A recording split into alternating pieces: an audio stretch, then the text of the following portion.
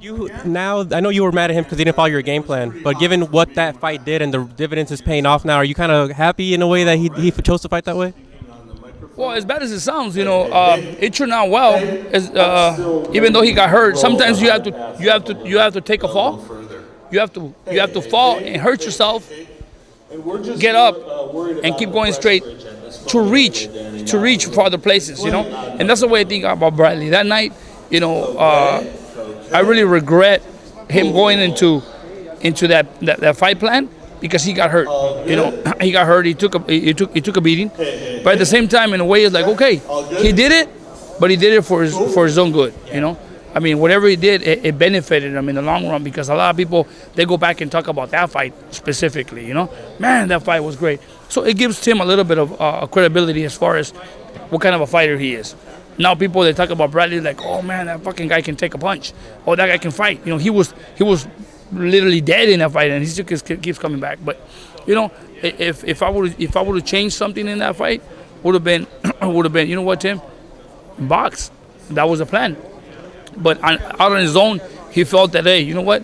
That's my instinct as a fighter. I'm gonna fight, and that's what he did.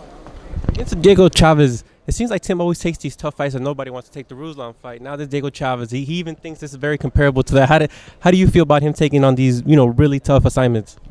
You know what? It's sad to say, but coming back to the same thing, Bradley's he's not at the stage where he has the privilege to choose who he can fight and who can he fight. Early before we started camp negotiations, he was in line to fight Cotto.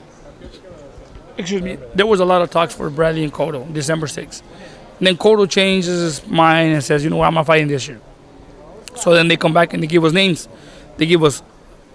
I honestly thought we were gonna fight Alvarado because that was our second option, fight Alvarado. And then all of a sudden, Alvarado has other plans. So Tim's there. So at the end of the day, is who they want Tim to fight. It's not who Tim wants to fight.